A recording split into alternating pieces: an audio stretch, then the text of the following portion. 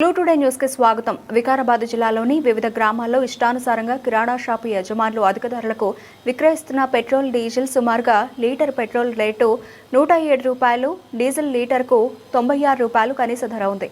కానీ కొన్ని గ్రామాల్లో అధిక ధరలకు పెట్రోల్, డీజిల్ కిరాణా షాపు యజమానులు విక్రయిస్తున్నారు.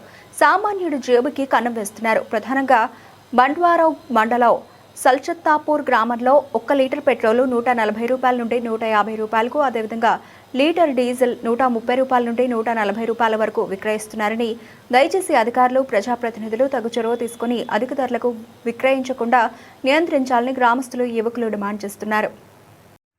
అందరికీ నమస్కారం. మాది సల్బత్తాపూర్ గ్రామం. మా గ్రామంలో పెట్రోల్ రేట్లు కిరాణా షాప్ వాళ్ళు విచ్చలవిడిగా అమ్ముతున్నారు. 1 లీటర్ పెట్రోల్ రేటు కనీసం 30 నుండి 50 రూపాయలు అధికంగా తీసుకుంటున్నారు. ఎందుకని మేము ప్రశ్నిస్తే ఇష్టం ఉంటే పోసుకోండి, లేకుంటే లేదని విచ్చలవిడిగా మాట్లాడుతున్నారు. డీజిల్ కూడా అదే రేట్లో లీటరు 30 నుండి 50 దాకా ఎక్కువ అమ్ముతున్నారు.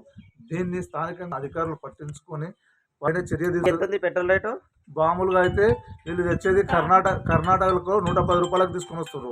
ఇక్కడ 150, 160 అమ్ముతున్నారు.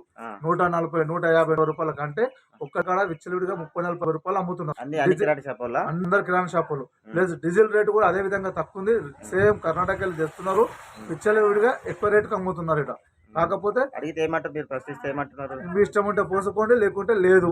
అధికారులకు ఎవరికైనా చెప్పినావా? అధికారులకు ఎవరు కనీసం వాళ్ళు స్పందించట్లేదు. అధికారులు ఏ అధికారులకు ఫోన్ చేసినా కనీసం స్పందిస్తలేరు అధికారులు. ఓకే, మీకు తక్కువ రేట్ అమ్మాలని మీ నిర్ణయం?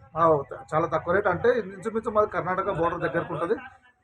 రోజుకు ప్రభుత్వం ఇంధన కొరత లేదని చెప్పి చెప్తుంది కదా ప్రభుత్వ అధికారులు.